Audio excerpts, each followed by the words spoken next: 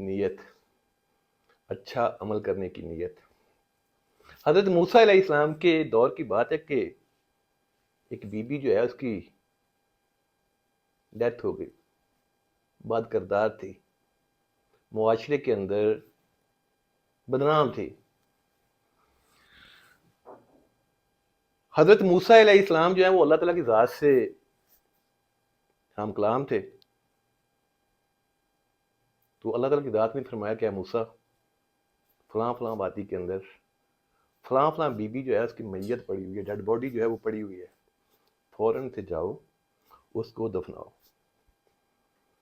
حضرت موسیٰ علیہ السلام تشریف لائے، غسل دیا، اس کو دفن کیا۔ آبادی کا کوئی بھی بندہ حضرت موسیٰ علیہ السلام کے ساتھ اس عمل میں شریک نہ ہوا،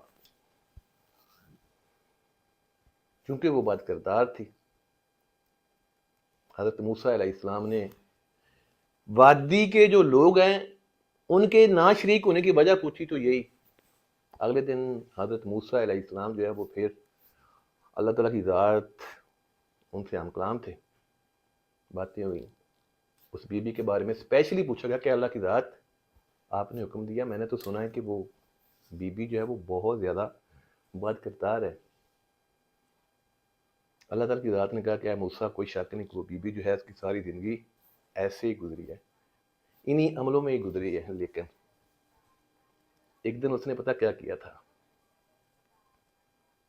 ایک چھوٹا سا کتے کا بچہ پیاسا، گرمی بہت زیادہ تھی، خود سے وہ پانی نہیں پی سکتا تھا،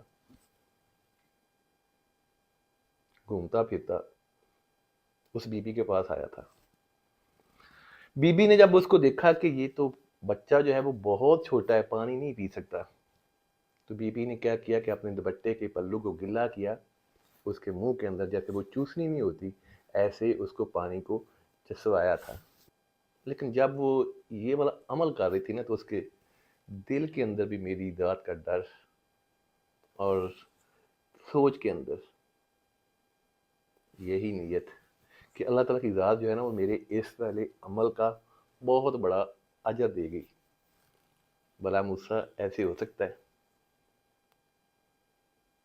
جو بندہ میرے ڈر سے یا میری رحمت کو پانے کے لیے کوئی اچھا عمل کرے، چھوٹا یا بڑا، اور میں نہ دوں، یہ کیسے ہو سکتا ہے؟